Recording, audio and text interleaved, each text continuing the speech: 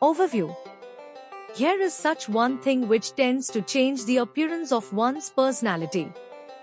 Although hair on the body and head are for the protection.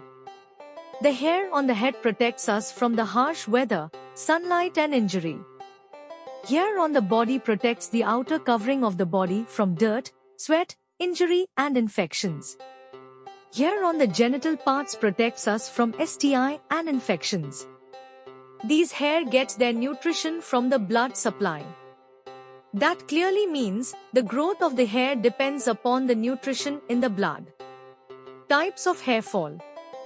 As told earlier, hair growth is majorly dependent on nutrition of the body.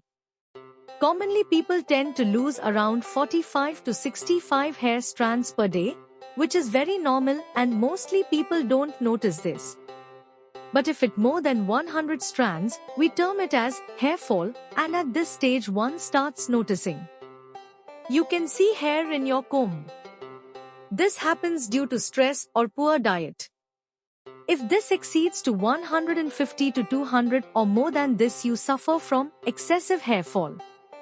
This is visible in your comb, bathroom, pillow, bed, and floor. This happens mostly due to nutritional deficiency or sudden change in lifestyle, climate, environment.